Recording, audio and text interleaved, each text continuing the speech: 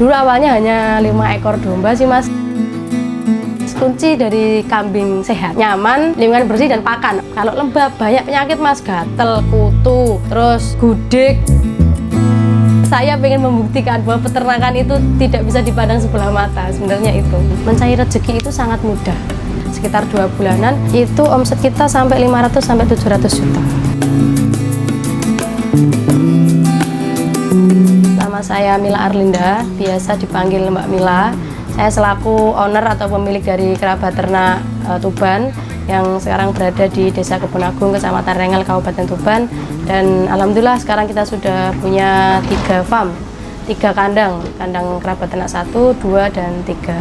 Saya itu dari dulu tuh suka hewan mas, terutama di kambing dan domba. Saya itu suka karena lucu ya ibaratnya kita. Awalnya itu yang pertama, lalu yang kedua kalau secara motivasi bisnis, kambing dan domba ini kan ya ternak konsumsi ibaratnya. Penduduknya ini semakin bertambah, maka konsumsinya juga bertambah. Nah ini juga menurut saya peluang yang cukup besar lah di era bisnis itu.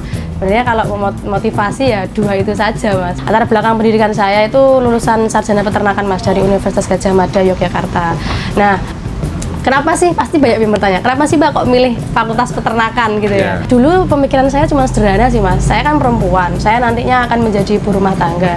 Nah saya pengen kerja di rumah, kira-kira ilmu apa sih yang bisa saya dalami? Nah karena tadi dasarnya saya suka ternak, jadi saya memilih fakultas peternakan di UGM untuk mendalami ilmu saya itu. Dan harapannya nanti ketika saya menjadi ibu rumah tangga, saya bisa bisnis di rumah dan ilmu saya juga bisa bermanfaat bagi tetangga-tetangga dan orang sekitar gitu. Kalau tantangan tuh sebenarnya enggak saat memulai usaha mas, tapi tantangan terbesar di hidup saya itu saat saya memilih fakultas peternakan. Itu menurut saya. Nah tantangannya itu gini, peternakan itu kan apa ya, sebagian besar pekerjaan laki-laki itu. Yang kedua, banyak orang yang menganggap remeh peternakan ya mas.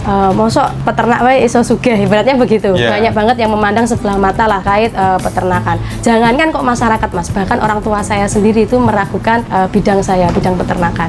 Nah dari situlah sebenarnya motivasi itu muncul mas, semangat baru itu muncul. Bagaimana saya bisa membuktikan kalau peternakan itu tidak seperti yang mereka kira. Peternakan itu bisa lebih dari yang mereka kira begitu. Dan usahanya juga tidak main-main saya mas untuk membuktikan itu dari zaman kuliah sampai berada di titik ini. Jadi dulu itu kalau saya kuliah tuh pastian pulang mas setiap semester. Nah ilmu yang didapat itu pasti saya praktekkan di rumah, di kambing yang dulu saya punya lah. Habis itu kita kalau masih ada evaluasi lagi, masih ada kejanggalan lagi atau sesuatu yang ingin ditanyakan, saya bawa ke UGM. Saya tanya ke dosen saya, Prof ini kok gini gimana? Ini kok begini ya Prof? Pakannya begini ya, seperti itu. Habis itu nanti ketika dapat ilmu saya pulang dan saya praktekkan lagi. Seterusnya begitu mas, sampai di 8 semester itu. Jadi sebenarnya saya tidak hanya menimba ilmu di kuliah saja, tetapi di kampus itu saya berkelana mas ibaratnya, dari senior satu ke senior lainnya, ke peternak satu ke peternak lainnya, dari daerah satu ke daerah lainnya. Itu hanya untuk apa? Untuk mencari ilmu, karena saya rasa ilmu di teori saja itu sebenarnya nggak cukup. Kalau kita nggak menguasai lapangan ya sama aja ibaratnya kan. Nah jadi saya menyeimbangkan antara ilmu teori dan ilmu lapangan, saya praktekkan di kandang saya. Nah kalau bicara fokus itu sebenarnya saya dulu itu kerabat ternak itu berdiri di tahun 2014. Nah 2014 itu dimana saya itu dihitung dari tahun saya suka ternak dengan menggunakan brand kerabat ternak. Dulu awalnya hanya 5 ekor domba sih mas, sedikit itu pada saat itu, hanya uang tabungan dan dirawat oleh Simba pada saat itu ya 2014 itu saya kelas 2 SMA. Nah terus saya kuliah di Fakultas Peternakan Universitas Gadjah Mada. Di tahun 2020 saya lulus dan di tahun 2020 itu saya baru fokus, benar-benar fokus mengaplikasikan semua ilmu di kampus dan yang saya dapat dari silaturahmi ke senior satu ke senior lainnya itu 2020 itu sampai sekarang. Nah alhamdulillahnya kita juga selalu update mas, sampai sekarang pun saya tetap cari ilmu ibaratnya, selalu membaca jurnal, membaca penelitian, terus silaturahmi ke teman-teman senior, ke teman-teman peternak yang sudah lebih dulu daripada saya. Nah itu kan pasti banyak ilmu-ilmu yang untuk pengembangan bisnis saya sendiri. Kita pengembangan bisnisnya itu banyak mas, hampir semua aspek kita kembangkan. Jadi ada kambing kurban akikoh, terus pembibitan, terus perah, ya, terus banyak sarana produksi peternakan yang kita jual juga sebagai pengembangan bisnis peternakan kita. Kalau untuk pakan kita punya lahan sendiri mas, lahan hijauan makanan ternak ya namanya.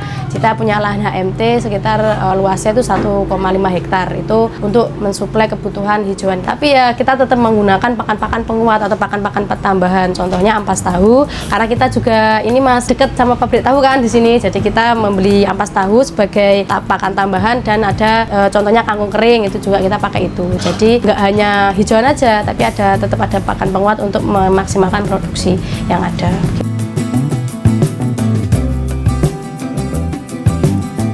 Penyakit kambing ya Mas ya, paling sering itu sebenarnya gini Mas, kunci dari kambing sehat itu sebenarnya kambing itu nyaman dan lingkungannya itu bersih. Sebenarnya itu aja, nyaman, lingkungan bersih, dan pakan. Oh, pakan pertama Mas, pakan, terus lingkungannya bersih dan kambing itu nyaman, itu aja. Pakan kita maksimalkan bagaimana pakan itu memenuhi kebutuhan nutrisi dari si kambing itu. Makanya kita beda Mas, pakan penggemukan, pakan pembibitan, pakan untuk perah itu kita berbeda karena kebutuhannya juga pasti beda. Kalau perah itu kan diambil susunya, masa yang diambil susunya masa sama yang hanya melahirkan aja, kan pasti berbeda.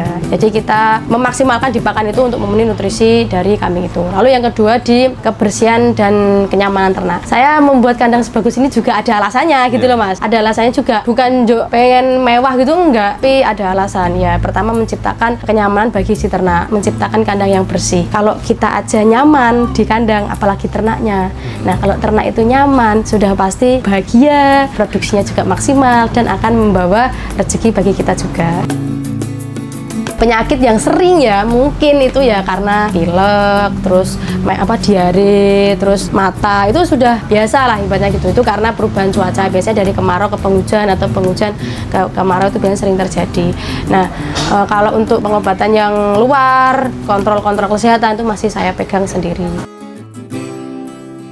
Pemilihan kandang Mbak, kenapa pakai kayu seperti ini kok bukan dari material yang lain? Jelas secara ekonomi murah kayu Mas, kalau dibandingkan sama besi ya, murah kayu. Nah terkadang besi itu juga kena urinnya kambing itu kan berkarat. Kalau dihitung-hitung lebih boros besi, meskipun ya besi kan awet, gak cuklek dan lain sebagainya, tapi dihitung lebih boros besi karena urinnya kambing, sapi itu keras Mas, itu cepat membuat karat dari si besi itu. Yang alasannya kedua, estetika. Nah dari segi estetika kan juga sangat epic gitu lah Mas, untuk secara tampilan gambar, terus secara kebersihan juga itu lebih bagus. Ya dari sisi kebersihan Mas, kalau di kami Mas, kandang itu dipel Mas. Tidak hanya ininya aja, tapi di dalamnya itu dipel. Nah, kalau kandang itu sering-sering dipel, sering-sering dibersihkan, itu kan kalau bahan material selain kayu itu pasti kan gampang berkarat tadi, seperti besi. Terus kalau yang lain bambu, itu kan cepet rapuh dibandingkan kayu yang seperti ini. Jadi kita memilih kayu ini juga ada alasannya, banyak lah pertimbangannya.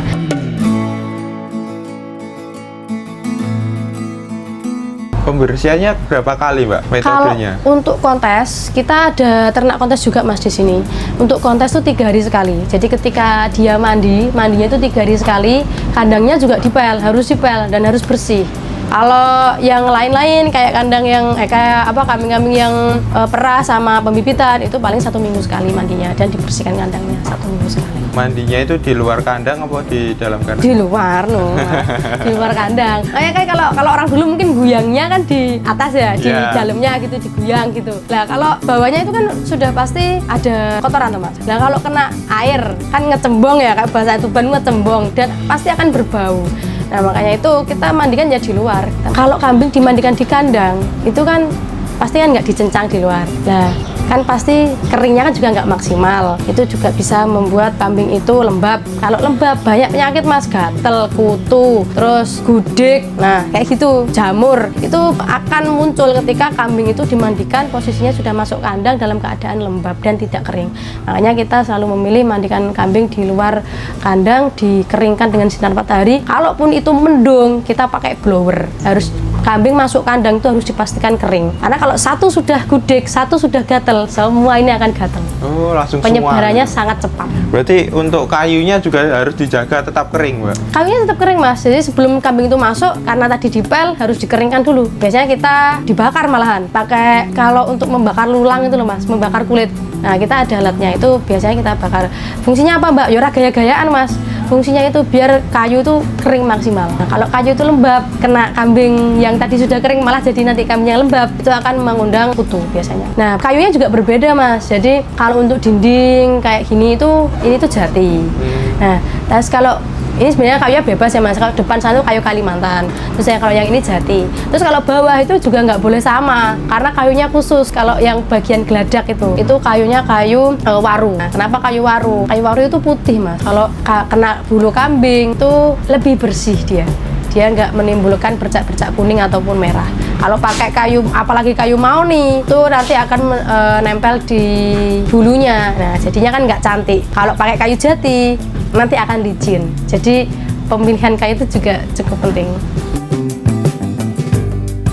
Namanya usaha ya Mas yo, pasti up and down, untung rugi, naik turun itu sudah hal biasa. Ya kalau ditanya pernah nggak Mbak rugi? Ya pernah. Itu nggak Mbak jatuh yang sejatuh-jatuhnya ya pernah Mas. Kalau dibilang aku itu Mbak kalau ada orang yang cerita ya pemula, saya tuh gak cocok Mbak melihara kambing. Kenapa Mas? Aku nggak melihara, aku mati terus aku. Tanganku panas gak cocok kayak ingu-ingu ibarat gitu. Itu sebenarnya salah mindset aja. Sebenarnya bukan salah tangannya, bukan salah dia nggak bisa ngerawat, enggak. Tapi memang dia nggak ahli Mas. Nah kalau dihitung kematian di kerabat ternak ini udah ratusan Mas yang mati itu dari 2014 sampai 2025 sekarang 11 tahun kita berjalan. Kalau hanya dihitung kematian kambing domba aja ratusan kita. Tapi bagaimana sebenarnya kan kita harus mencari alasan bagaimana kita bangkit. Lah karena dasarnya saya suka, jadi saya tidak memikirkan itu sebagai resiko, sebagai kegagalan enggak. Tapi saya ketika ada kambing mati Mas, saya observasi. Ini mati kenapa? Saya bedah. Pasti saya bedah. Kira-kira organ apa aja yang terserang? Contoh kayak pneumonia gitu ya, sakit paru-paru. Ini nggak mau makan, dia perjalanan jauh dari udara dingin ke udara Tuban, panas, nggak mau makan beberapa hari mati. Saya bedah Mas, paru-parunya gosong. Oh berarti ini pneumonia, oh berarti ini sakit paru-paru infeksi. Dia stres, infeksi yang dari sana mungkin dibawa sini karena dia stres akhirnya infeksinya muncul lah. Itu akan menjadi tahap pembelajaran saya. Jadi ada kambing mati satu, ilmu saya nambah satu Mas. Tapi yo cuma mati terus kayak gitu. Saya yo ibaratnya itu untuk antisipasi. Ketika saya sudah belajar ini, jangan sampai ada kejadian selanjutnya yang kasusnya sama, jangan sampai. Nah itu yang menjadi ibaratnya semangat saya bagaimana saya harus bangkit lagi. Satu kambing kira-kira rugi berapa Mbak kalau mati? Ya tergantung Mas. Kalau di kerabat ternak Mas ya, kita itu populasinya tidak banyak Mas. Kita tidak pernah mementingkan kuantitas, tapi kita berpikir bagaimana kualitas kita bagus, keuntungan kita maksimal, itu aja. Ngerumat kambing satu untungnya 3 juta, tapi ngerumat kambing 10 untungnya 300.000 lah ya podo wae. Beratnya gitu. Nah, makanya kita berpikir bagaimana kita peningkatan kualitas terus, peningkatan genetika terus, peningkatan manajemen terus untuk memaksimalkan keuntungan. Melihara kambing sedikit tapi untungnya maksimal. Gitu. Nah, kalau kambing yang kontes, ya harganya ya puluhan juta Mas sampai ratusan berarti gitu. Nah kalau kambing perah, kalau kita punya dari Australia itu sekitar harga 16 juta sampai 23. Ya kalau mati satu ya kerasa Mas. Oke. Nah kalau kambing-kambing lokal ya hanya 3 juta, 5 juta, 2 juta itu kalau kambing lokal. Tapi kalau kambing yang genetika bagus kan juga mahal. Nah, sekali mati kan kalau orang yang dasarnya ndak suka Mas, jangankan kok mati 20 juta. Mati 2 juta itu wis kerdah-kerdah rong dino rong wengi iku Mas. Wis tak jamin. Terus toh mati 2 juta kalau dasarnya dia ndak suka ternak, dia ndak akan kembali lagi. Dia akan menganggap tanganku panas Mbak ora cocok dodolan wedhus. Akan menganggap dia seperti itu. Tapi kalau saya karena dasarnya suka, yo tak anggap sinau iki sesuk diganti meneh. Saya begitu. Ya Pak, sama kayak kita suka sama orang loh Mas. Kita nggak direstui orang tuanya. Yo piye caranya ben direstui kan gitu toh. Lah, kayak gitu. Itu yang menjadi prinsip saya menjalankan bisnisnya.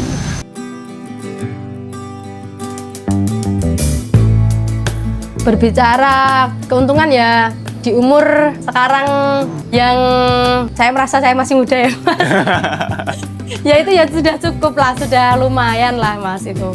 Kalau untuk omset yang paling besar ya Mas, kita di tahun 2024 di kurban, omset kita yang terbesar itu di kurban Mas, karena bentukan riyoyone bakul wedhus. Nah, selama 2 bulan dari habis lebaran atau puasa itu sampai Idul Adha sekitar 2 bulanan itu omset kita sampai 500 sampai 700 juta. Itu yang paling besar. Tapi kalau untuk hari-hari biasa seperti kayak gini kan ini hanya penjualan akiko, penjualan bibit, terus penjualan susu itu ya enggak banyak Mas, paling ya 50 juta lah per bulan itu perputaran omsetnya. Terus kalau kita juga itu Mas jual sapronak ya, bahasanya itu sapronak, sarana produksi ternak. Nah, sapronak itu contohnya kayak susu cempe, terus alat-alat pensupport, vitamin dan lain-lain. Itu kita jualnya di marketplace dan alhamdulillah sudah terkirim di seluruh wilayah Indonesia lah Mas ya. Itu omset kita juga sudah lumayan 75 jutaan lah perputarannya sekarang.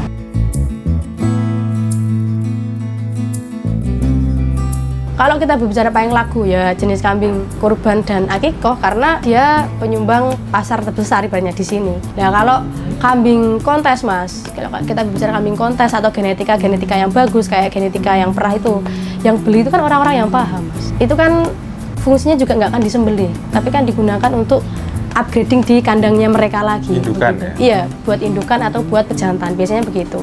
Nah, yang beli juga orang-orang yang paham. Nah, ya kayak motor CB loh Mas.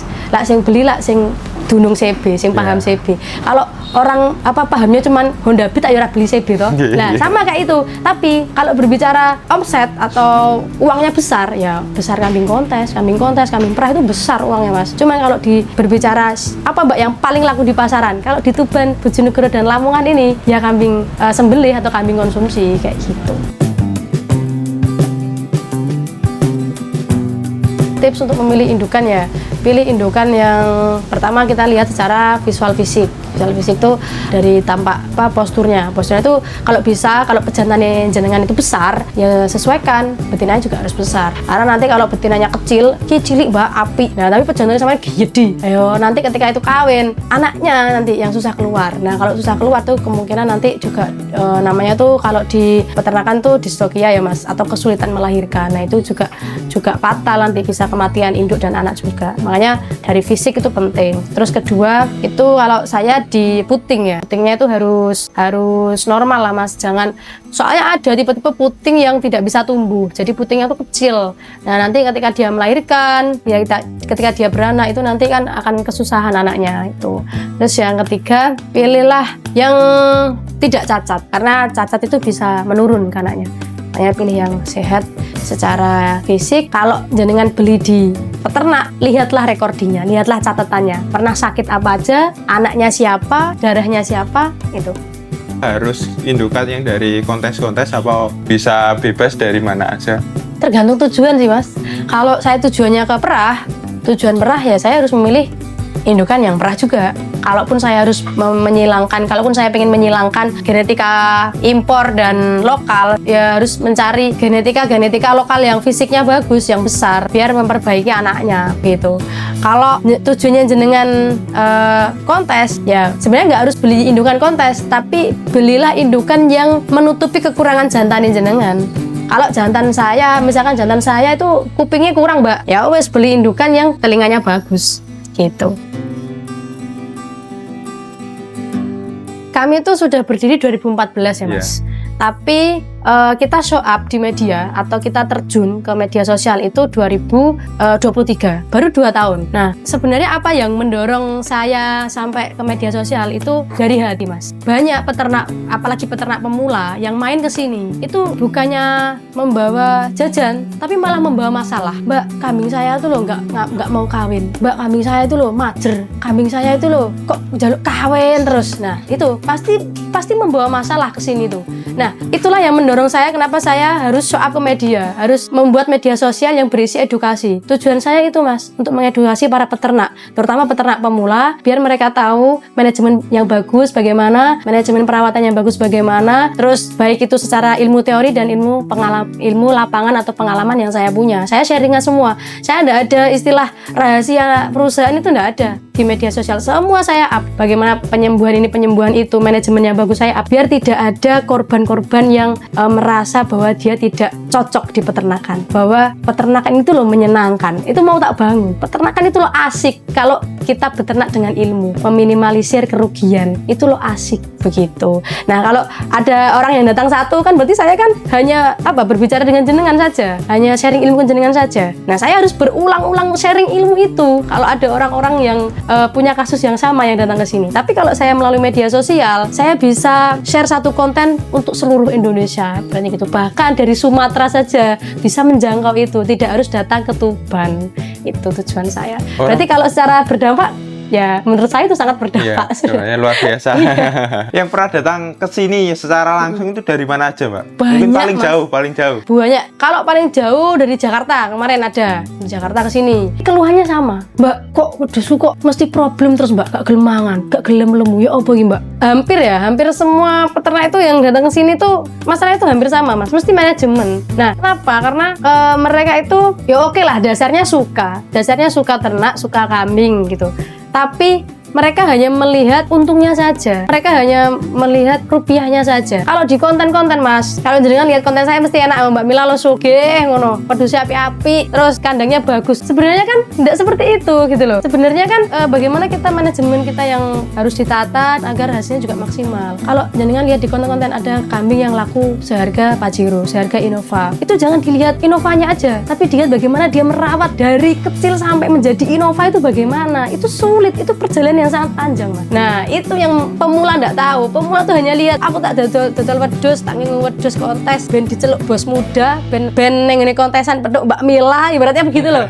Nah, itu yang sangat saya sayangkan ibaratnya. Mindsetnya itu perlu dirubah. Kita tuh berurusan dengan makhluk hidup. Kita tidak bisa berhitungan keuntungan pasti dengan makhluk hidup itu. Nggak bisa. Kalau Allah bilang itu mati, Mas. Lah aku ibaratnya saya punya ilmu teori, ilmu praktek, ilmu lapangan saya terapkan di satu kambing. Buktinya juga masih banyak kambing yang lebih bagus dari kambing saya. Padahal ilmunya jauh ilmu bagus saya ibaratnya gitu ya. Tapi kalau Allah bilang itu rezekimu sakmono ya, kita mau gimana ibaratnya gitu. Nah, makanya sayangi dulu, pertajam ilmunya. Kalau kambing itu sudah banyak, baru proses bisnis itu akan berjalan. Lah punya 2 ekor, 3 ekor pengen dibilang bos muda, lah ya repot aku.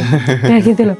Banyaknya gini, Mbak, saya harus pelihara berapa ekor biar penghasilan saya 10 juta per bulan. Waduh, aku yo bingung jawabnya yo enggak. Jangan gitu dulu omsetnya. Saya tuh mindsetnya, saya tuh sampai bilang gini, Mbak, piye carane ben penghasilan saya segini? Terus tak suruh pulang aja, Mas, nggak usah melihara kambing, melihara tuyul, terus mesti, nek. Tapi kalau melihara kambing tuh nggak bisa. Carilah passion dan keinginan kalian. Carilah apa sih yang menjadi jati diri kalian, apa yang menjadi bakat kalian. Carilah. Nah, dan jadilah ahlinya. Indonesia itu nggak kekurangan orang pinter. Sudah banyak kampus-kampus yang mengeluarkan sarjana S2, S3 sudah banyak. Tapi Indonesia itu kekurangan orang ahli. Nah, orang ahli ini dibentuk tidak dalam waktu 1-2 tahun, Mas, tapi dibentuk dalam waktu bertahun-tahun melalui proses dan waktu yang sangat panjang. Nah, ketika jenengan menjadi salah satunya, ketika kalian menjadi salah satunya dari orang ahli itu, menurut saya sampai saat ini yang saya jalankan, mencari rezeki itu sangat mudah. Bahkan orang-orang besar, investor itu akan mencari orang ahli di bidangnya, bukan orang yang hanya pinter, bukan hanya orang yang sarjana peternakan, magister peternakan, tidak, tapi orang yang benar-benar memahami ilmu teori, baik itu di perkuliahan maupun di lapangan. Semoga semakin banyak peternak milenial yang tumbuh ya, Mas, karena sekarang menurut saya peternakan sudah dikemas lebih cantik lah, lebih bersih. Peternakan tidak hanya di kandang yang kotor, peternakan bukan identik dengan kandang yang bau. Di sini sudah saya buktikan, kandang saya tidak bau, saya juga tidak harus kotor-kotoran, saya juga tetap wangi, dan saya tetap mempunyai penghasilan yang lumayan, ibaratnya begitu. Untuk pemerintah semoga lebih peduli, semoga lebih melirik lagi peternak kita, apalagi peternak kambing domba. Dan semoga pemerintah bisa menjaga stabilitas pasar, karena pasar itu cukup penting lah bagi bagaimana kita meningkatkan daya minat anak muda terhadap peternakan. Jangan pernah malu menjadi petani dan peternak, karena bidang pertanian dan bidang peternakan adalah salah satu bidang yang tidak akan pernah ada matinya.